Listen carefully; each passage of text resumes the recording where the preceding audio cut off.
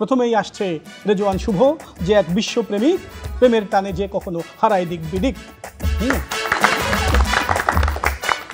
বিতর্ক নয়, আজ এই মঞ্চে ভালোবাসার বৃষ্টি হোক। প্রেমিক হৃদয় মুগ্ধ নয়নে তাকিয়ে বলুক, তোমারই যেন ভালোবাসিয়াছি শতরূপে শতবার, জনমে জনমে যুগে যুগে অনিবার।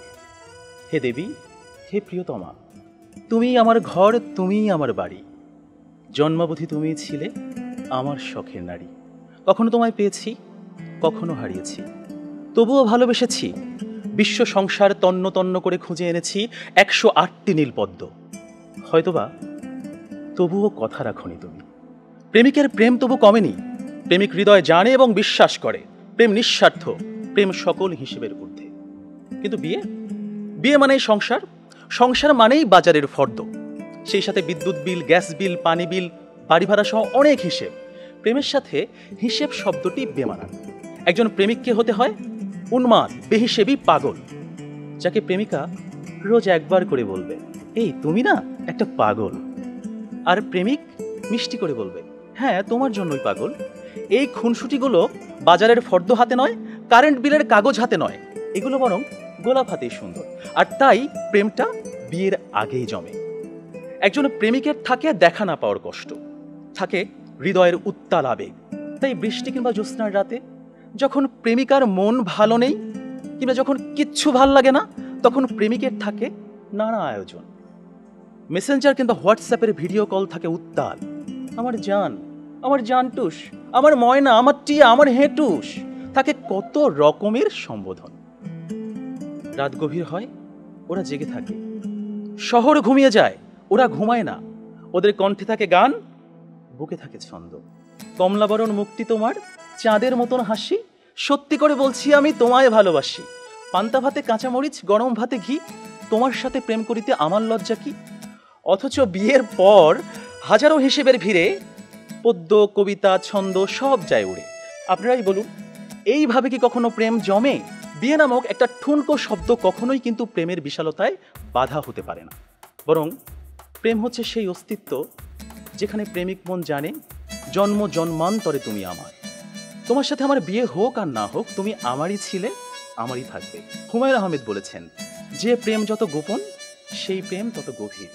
কোনো এক বসন্তের বিকেলে সবাইকে ফাঁকি দিয়ে দুজনে 2 টাকার বাদাম, 1 ঠোঙ্গা ঝালমুড়ি, কিংবা কোনো একটা নির্জন কফি শপে 2 কাপ কফি, বুকে দুরু দুরু ভয়, কফির ধোঁয়ায় ধোঁয়ায় প্রেম জমে ক্ষীর।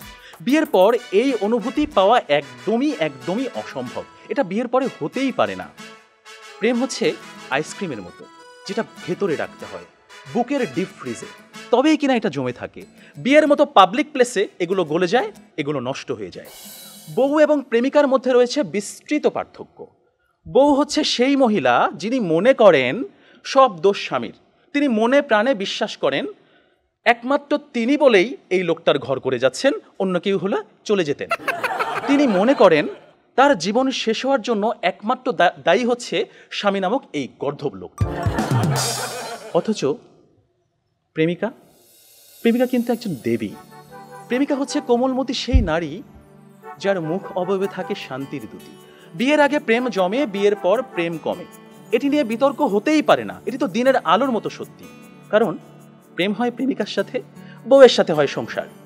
প্রেমিকাকে আদর করে বউ বলে ডাকা যায়, তাকে লোকের কাছে বউ বলে পরিচয় করিয়ে দেওয়া যায়। কিন্তু কখনো বউকে কি শুধুমাত্র প্রেমিকা বলে লোকের কাছে পরিচয় করে দেওয়া সম্ভব? সাহস আছে আপনাদের? সর্বনাশ হয়ে যাবে, ভাত বন্ধ হয়ে যাবে। সুতরাং বিয়ে নামক একটি ঘটনার পর প্রেমিকাই থাকে না। যেখানে প্রেমিকাই থাকে না, সেখানে প্রেম জমবে কিভাবে? সেখানে প্রেম কমবে, প্রেম হারিয়ে যাবে। আবার প্রেমিকের দেয়া 2 পয়সার আলতা, কাঁচের চুড়ি কিংবা সস্তায় কেনা শাড়ি, এগুলো প্রেমের সময় প্রেমিকার কাছে থাকে আদরের, থাকে ভালোবাসার, থাকে যত্নের। কিন্তু বিয়ের পর বউয়ের কাছে এগুলো হয়ে যায় চোখের বিষ। একজন সত্যিকারের প্রেমিকের প্রেমের উপন্যাসে বিয়েই কখনো শেষ পৃষ্ঠা হয় না। কারণ তারা জানে কোনো প্রেম না পাওয়াতেই পূর্ণতা খুঁজে পায়। তাই পৃথিবীর শত গল্প, কবিতা, উপন্যাসে প্রেমকে সাজানো হয়েছে না পাওয়ার বেদনায়। আর এজন্যই প্রেমটা আসলে বিয়ের আগেই, অর্থাৎ না পাওয়াতেই জমে। তাই অবশেষে আমি বলতে চাই, আমি যদি তোমাকে পাই তাহলে বিয়ের পর আমি হয়ে যাব দায়িত্বশীল পুরুষ। বিয়ের আগে যেমন ছিলাম লুতুপুতু প্রেমিক, যেমন ছিলাম আবেগী প্রেমিক, বিয়ের পর হয়ে উঠবো আমি দায়িত্বশীল পুরুষ। কারণ আমি জানি বিয়ের পর দায়িত্ববাদ দিয়ে প্রেম জমাতে গেলে সংসার টিকবে না। আমি পুরুষ, আমি রাখবো তোমায় বাহুডোরে, কখনো ভালোবাসার আদরে আবেগী প্রেমিক হয়ে, কখনো বা স্বামীর দায়িত্বে। যেভাবে কবি বলেছেন, সাজিয়ে গুছিয়ে তবুও ঠিক কাব্য করে বলা গেল না। এজন্ম তো কেটেই গেল অসম্ভবের অসঙ্গতে। পরের জন্মে বয়স যখন 16ই সঠিক, আমরা তখন প্রেমে পড়ব। মনে থাকবে? ধন্যবাদ সবাই।